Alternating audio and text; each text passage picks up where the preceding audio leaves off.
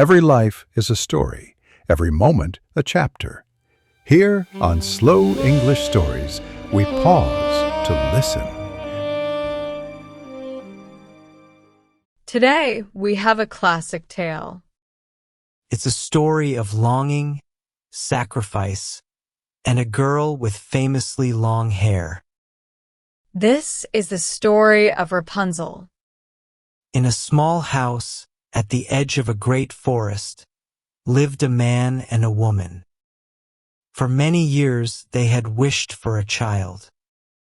Their wish was a quiet, constant ache in their hearts. Finally, one spring their wish came true. The woman was with child. A gentle happiness filled their small home. From the back of their house, they could see a magnificent garden. It was surrounded by a high stone wall. No one in the village dared to enter it. The garden belonged to a woman named Dame Gothel. She was known to be a sorceress of great power, and she was feared by all. The garden was a place of strange and perfect beauty. The flowers bloomed in colors too bright to be real. The herbs grew thick and green. One afternoon, the woman stood at the window. She was looking into the forbidden garden. Her eyes fell upon a patch of plants with deep green leaves. They were Rapunzel plants. The plants looked so fresh, so alive. A sudden and powerful hunger woke inside her. It was a longing so strong it felt like a sickness. From that day on, she could think of nothing else. Food lost its taste. Sleep would not come. She grew pale and thin. Her husband grew frightened. "What is wrong, my dear wife?" he asked.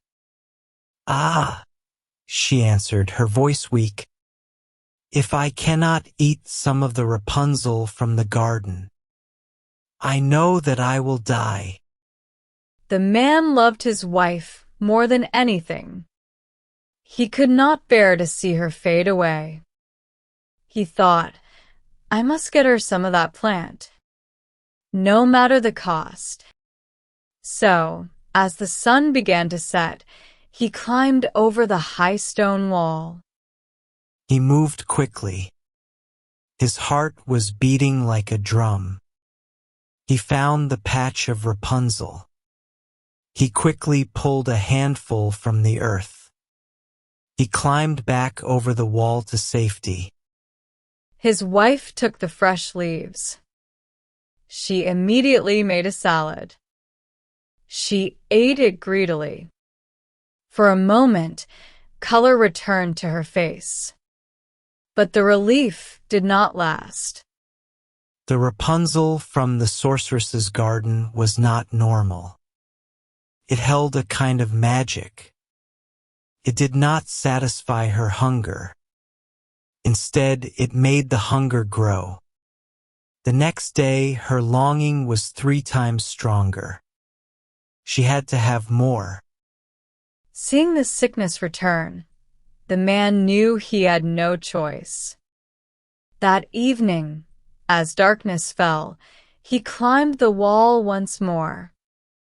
But this time, as his feet touched the soft earth, he felt a cold shadow fall over him. Standing there before him was Dame Gothel.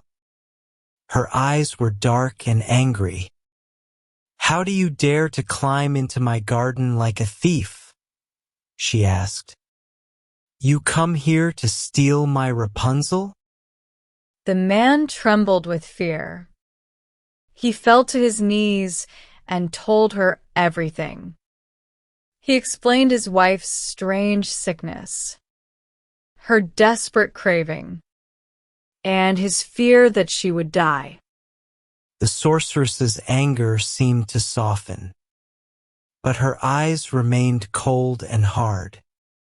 "If what you say is true," she said, Then I will let you take as much Rapunzel as you wish. But I have one condition. You must give me the child, she said. The child that your wife will bring into the world. I will care for it like a mother. And it will be well treated. In his terror, the man could not think. He agreed to everything. Months later, the woman gave birth to a beautiful baby girl. In that same hour, Dame Gothel appeared in their small house.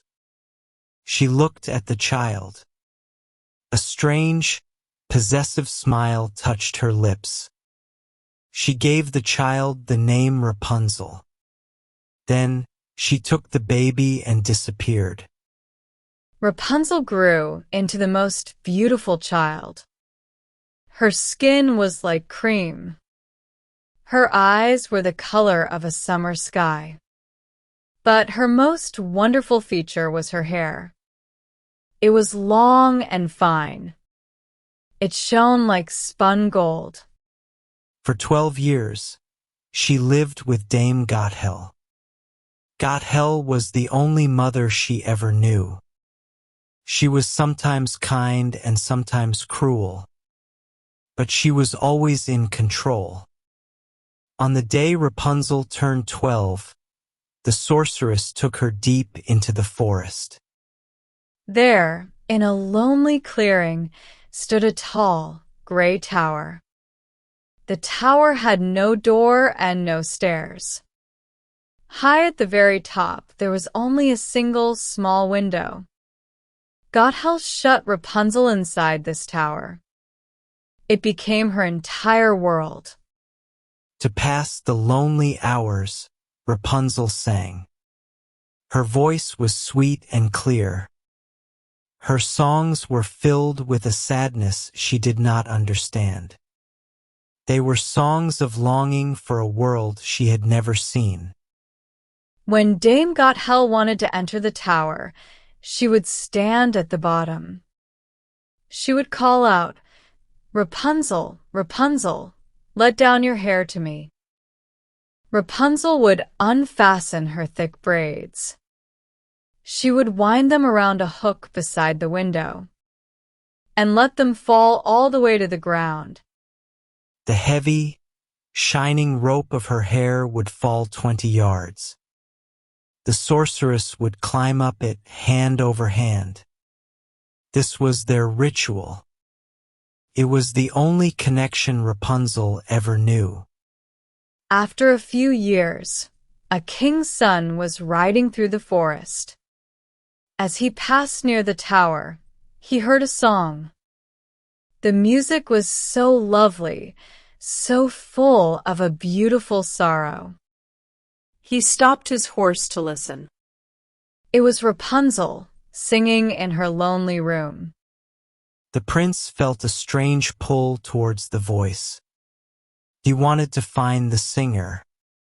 But when he found the tower, he saw it had no door. He could not get in. He rode home, but the song had touched his heart so deeply. He returned to the forest every day to listen. One afternoon, as he was standing behind a tree, he saw Dame Gothel approach. He watched as she called out, "Rapunzel, Rapunzel, let down your hair to me." He saw the long, golden braid fall from the window. He watched in amazement as the old woman climbed up the hair. So that is the ladder, he thought to himself. If that is how one enters, then I will try my luck as well. He waited until the evening. He stood at the bottom of the tower. His heart beat with fear and excitement. He called out, "Rapunzel, Rapunzel, let down your hair." Inside, Rapunzel heard the call. She thought it was Gothel. She unfastened her braids and let them fall. Soon she felt someone climbing. But when a head appeared in her window, it was not the old woman. It was a young man with kind eyes and a gentle face. At first, Rapunzel was terribly frightened. She had never seen another person besides Dame Gothel. But the prince began to speak to her softly. He told her how he had heard her singing, and how her beautiful voice had given his heart no rest. Slowly, Rapunzel's fear began to fade. The prince asked her if she would be his wife. And looking into his kind face, she said yes. But they had a problem. She did not know how to get down from the tower. Then Rapunzel had an idea. "I will go with you," she said, "but you must help me. Bring a skein of silk with you every time you come. I will weave the silk into a ladder. When it is finished, I will climb down, and you can take me away on your horse." They agreed he would visit her every evening. The old woman always came during the day. So their secret life began. Every evening, the prince came, and he brought her a new thread of silk. And every day, Rapunzel worked on her ladder of escape. For many months, Dame Gothel noticed nothing. But one day, Rapunzel made a terrible mistake. As she helped the sorceress climb up, she said without thinking, "Tell me, Dame Gothel, why are you so much heavier than the young king's son? He is with me in a moment." "You wicked child," she screamed. "I thought I had separated you from all the world, but you have deceived me." In her rage, she grabbed a pair of sharp scissors. She seized Rapunzel's magnificent golden braids. Snip, snip. The beautiful hair fell to the floor. The sorceress then dragged Rapunzel from the tower. She took her far away to a desolate wilderness. It was a dry and lonely place, and there she left her to suffer alone. That evening, Gothel waited in the tower. She took the severed braids of golden hair. She fastened them to the hook by the window. Soon, she heard the prince's voice from below. "Rapunzel, Rapunzel, let down your hair." The sorceress let the cut hair fall to the ground. The prince climbed up, his heart full of love. But when he reached the window, he did not find his beloved Rapunzel. He found the witch. She looked at him with wicked, triumphant eyes. "Aha!" she cried with a mocking laugh. "The beautiful bird is no longer in her nest. Rapunzel is lost to you. You will never see her again."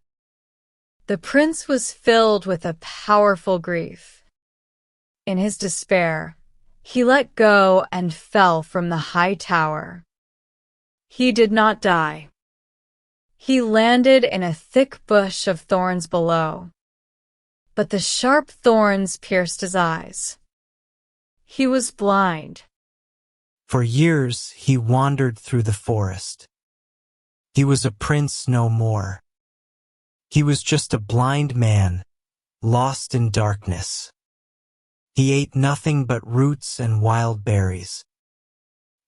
He did nothing but weep and call out the name of his lost love. Meanwhile, in the lonely wilderness, Rapunzel suffered. She lived in misery and poverty. There, all alone, she gave birth to twins, a boy and a girl. She struggled every day to find food for them. Her only comfort was her singing. But now her songs were filled with a true and deep sorrow. Many years passed.